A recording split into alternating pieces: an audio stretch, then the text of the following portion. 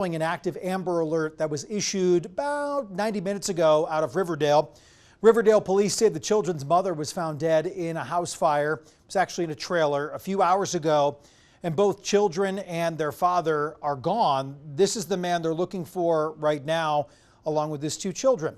29-year-old Ricardo Rogel Trujillo, he's 29, 5'5", weighs roughly 180 pounds. The two children, 2-year-old Angie, 3-year-old Ricardo, also pictured there. Here's the best photo of the truck Trujillo is suspected to be driving. It's a white Ford F-150. They called it a work-style truck because it has some numbering on the side. There's a phone number on the back. There's also a business name and a logo that reads ANV. It's a plastering construction company. We looked it up. 801-920-6397 is the number on there. But most importantly, this truck was located because of a license plate reader, which that license plate for you is 8BSC6. And listening to some law enforcement talk about this all throughout the state, people have been calling in sightings of trucks they believe to be this vehicle. The license plate, however, was not shared until after the Amber Alert went out, so they didn't have that information when they pushed it out. All that said, we have a lot of information for you we've been compiling. It is on our website, KUTV.com. So with that, let's get to meteorologist Sean Kelly. Yeah. Who's telling me when I can go play golf. That's right. Any day this week except maybe Friday. Okay. It's going to be pretty nice here, and we're actually. Am I kidding? I don't get to play golf that much. I mean, we're It's going to very get you rare. out there. We're going to get out there and maybe ski and golf in the same days. That's the real goal here. It's that time of the year. Yeah. So let's do it. 62 degrees right now, and yeah, the sun is still up.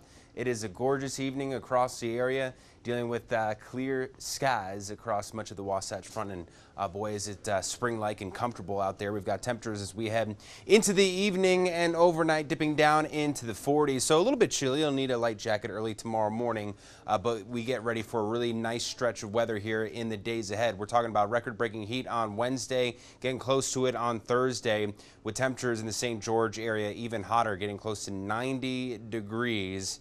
Again, a nice warm up, but look at that drop in the temperatures as we make our way into Friday. There it is. We're down into the 50s, and with this, we've got some unsettled weather heading our way, a little bit of a flip in the weather pattern. We'll talk about that, the storms that we could see, and that rain and snow in the forecast here in the next 7 days. It's coming up. All right, thank you very much, Sean. Former Utah Congresswoman Mia Love passed away last night after a battle with glioblastoma brain cancer. In the beginning of March, her daughter Abigail posted this photo behind us. Well, maybe we had it at one point. There was a photo of her on X announcing her cancer was progressing and no longer responding to treatment. Now, according to her daughter, the family shifted their focus from fighting cancer to Mia enjoying the remainder of her life. Now, Mia Love was the first African-American Republican woman to represent Utah when elected as mayor of Saratoga Springs. This was back in 2009. Then moving on to the U.S. House of Representatives.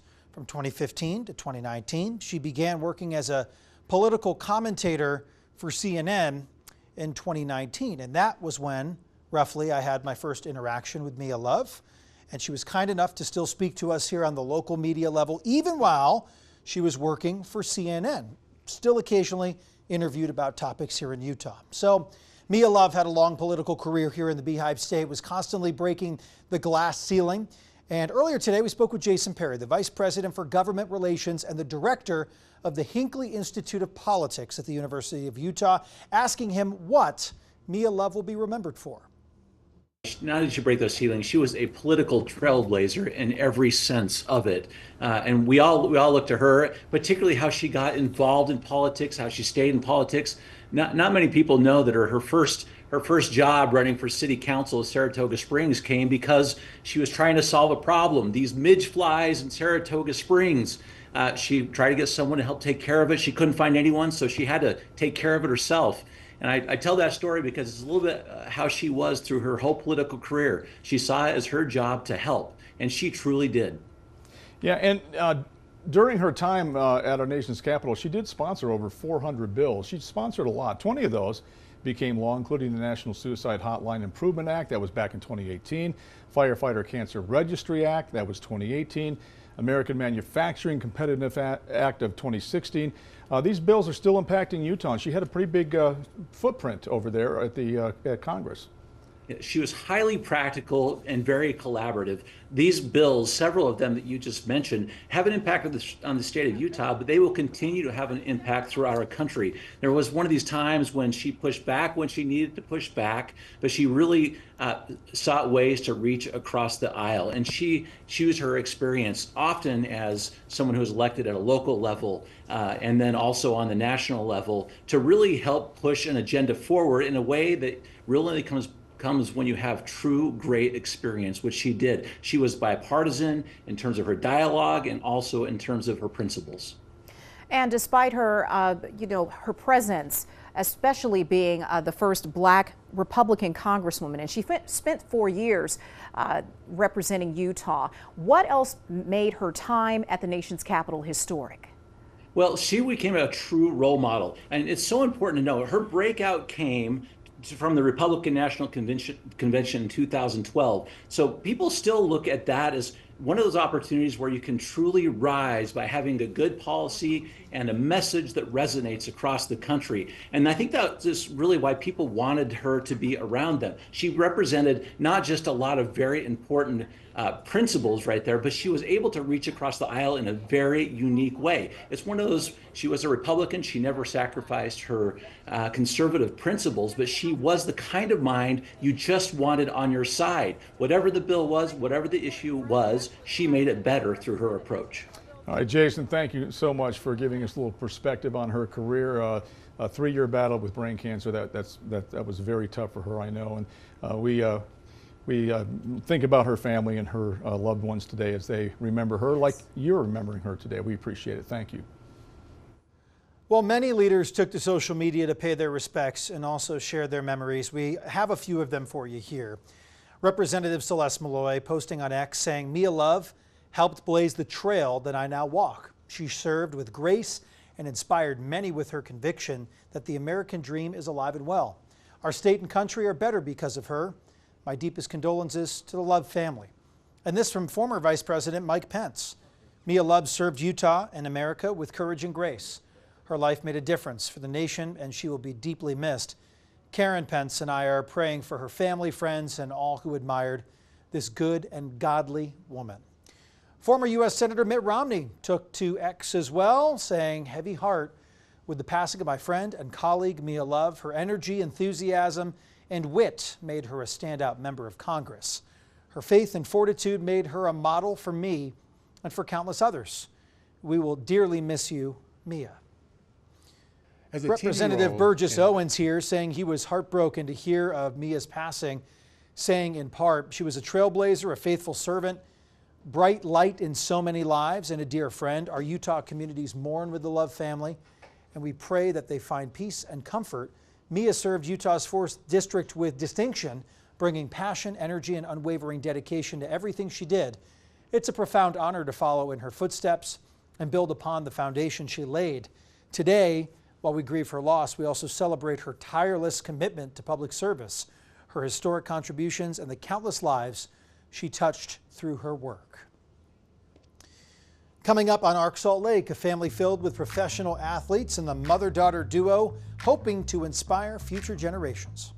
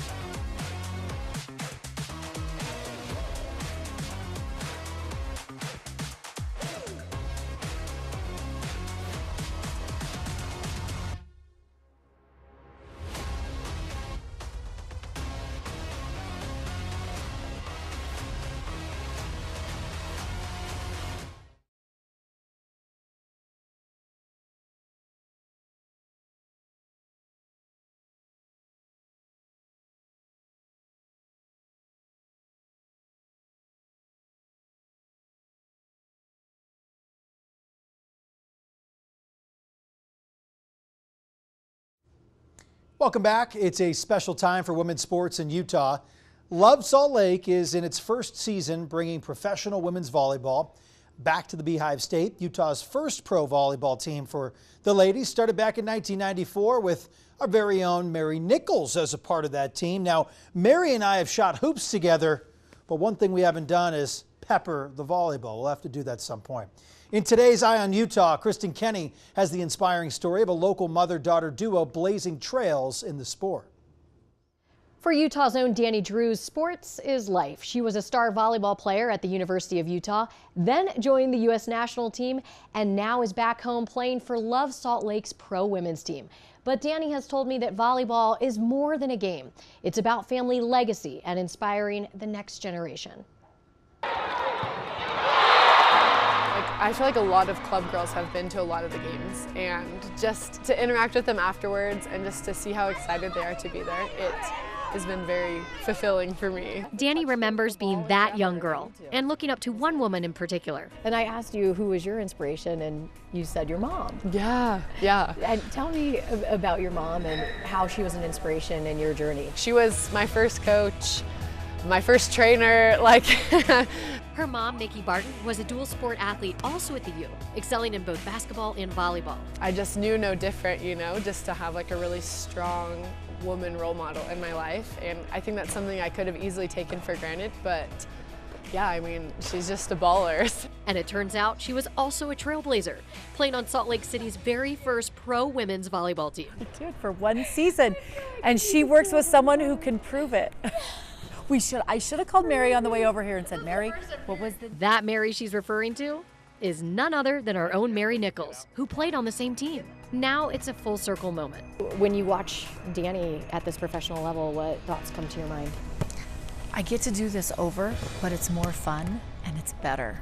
And that was also a goal for us. We want our kids to do better than we did. The Barton family is known for their athletic excellence. Yeah, so I have 3 brothers, and they're all great athletes as well. They're football players. Her 2 older brothers played at the U before going into the NFL. I'm counting my professional league, so I'm just saying we're all pros so far. Growing up in a sports-centric household, the competition was high, but so was the expectation. No one's more ruthless than a parent, right, on their child in sports. But we were tough, and we were honest. No, I think it's great because I think it, for me, taught me to be able to take feedback, to be coachable, I don't know, I really enjoyed it. It's made me, I think, a little more tough. Every home game, the same family that pushed her is right there cheering her on. I feel like my family at games are now the first people I look for. Danny's success comes at a time when women's sports are gaining more recognition, giving hope that this league is here to stay. Why do you think this time it's going to work? Because I think in society, I think there's a huge shift on the focus on women and wanting to put more into women's sports. I'm hoping, just with some young players, it can just motivate them to keep chasing their dreams, whether it be in volleyball or any other type of sport. Another good one there from Kristen Kenny. We're always looking for people or stories to feature in our Eye on Utah segments. If you know someone or have a story, we'd love to hear from you. You all have a story, by the way, so if you're there at home thinking, nah, it's not good enough, send it to us anyway using the email on your screen, eyeonutah@KUTV.com. I've said that for years, too. Everybody has a story in some way, and you might just be perfect for television. So let's talk about the golf forecast. I was just kind of going through things with Sean, saying I might hit a 5-iron off the tee if we play Wednesday morning because I'm embarrassed to see what the driver looks like after a long winter. I don't know. Yeah, no club is safe for me no matter what I tee off with. So. Glad there's no homes around. Yeah. We're good. Oh, man. All right, well, yeah, I mean, we've got golf weather here in the forecast in the days ahead. It doesn't get better than this for the March. Can you believe that? Checking the calendar again. Is it really March? And it's 70 and near 80 degrees here, but here we go. Beautiful weather in the forecast, and it's a gorgeous evening across the Wasatch Front right now. We've got temperatures up and down the Wasatch Front into the lower 60s. 62 degrees here in Salt Lake City, 62 in Provo, We've seen plenty of sunshine and really just a nice warming trend from just yesterday alone. We're a good 5 to 10 degrees warmer from 24 hours ago, so we'll take it. We're at 64 in Milford, 66 in Cedar City, and how about that? St. George right now, 81 degrees. Conditions across the state, we've got no rain out there. High pressure system will continue to do its thing, and that means suppress the rain and the storms, keeping it around us. Until that changes, we're going to continue to see those temperatures climb. But we do have some changes by the end of the week. That's when we're tracking our next storm, bringing a cold front, and that'll drop the temperatures down, bringing us rain in the valley, some snow up in the mountains, and then perhaps a little bit more statewide impacts as we get into Saturday.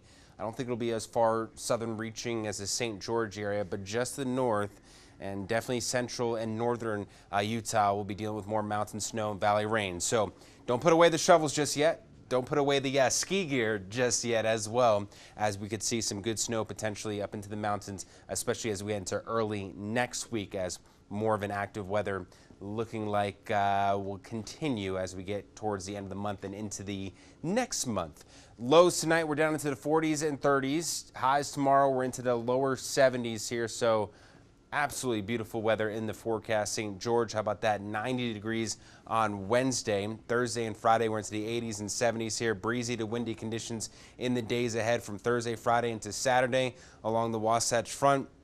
We've got temperatures into the 70s to near 80 degrees on Wednesday. And then we've got that drop in temperatures by the end of the week on Friday. Active, unsettled weather into the weekend as well to Saturday. And then early next week, we've got another storm as well that we're tracking. So some changes here. A little bit of something for everyone in the forecast, Brian. I promise to keep the skis close by. This is the very typical thing skis, we golf see clubs here in in Utah. Yeah, you got to have them close by. Yep. Don't leave them in the car, by the way, because I know. people are terrible and they'll break into your car and steal your stuff. I mean, we've seen that time and time again. So keep them near the car. Maybe don't bring them to work and, leave them in plain view. I want to see you get out the pickleball paddle, too. I've never done it, by the way. I just want to tell the world I've never played pickleball. Sean has tried, asking me numerous times, has bribed me illegally maybe this to weekend see if I could do it. A birthday gift, huh? Okay, birthday gift for Sean. I'll play pickleball. All right. Weather looks okay for that. However, we will need to maybe wait a few weeks for it to get really good outside. Indoor pickleball coming up on Arc Salt Lake. 34 million people filled out their March Madness brackets. Would you believe not a single entry has picked all of the teams correctly? I do. I'll tell you why.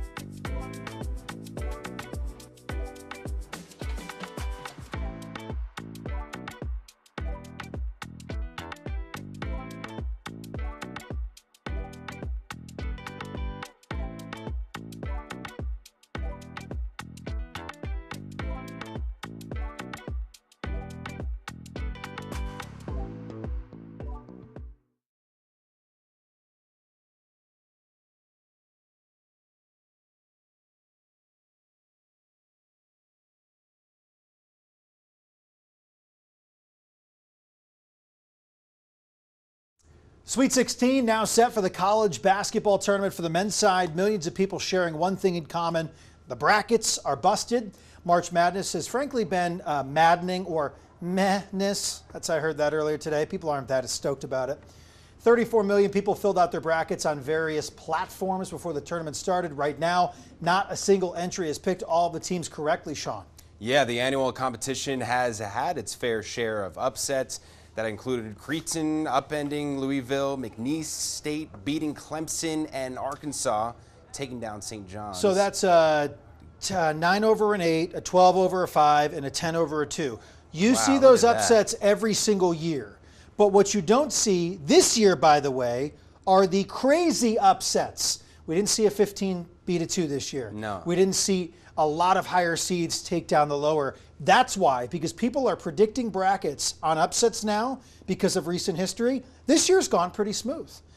But I'll tell you something interesting. BYU was picked as a 6 seed for the overall part of the bracket they were in. Very good team. They did the damage. They beat 3rd seeded Wisconsin there in that bracket. So they're back in the Sweet 16 for the first time since 2011. Technically, that was an upset. Yeah. But now the road gets harder here. They got to go to Jersey. Sean, you know a little something about Jersey. They're going to take on the Bama Crimson Tide. And that's not going to be an easy game, but pretty exciting. You can watch the Cougars right here on Channel 2. Tip-off is set for 5:09 p.m. Thursday night. We got to shout out the Vernal Oilers, who won the 2025 United States Premier Hockey League National Championship. This took place again back east. The Oilers have developed a loyal and enthusiastic fan base during the playoffs. They sold out the games. Hundreds of people lining up hours before the puck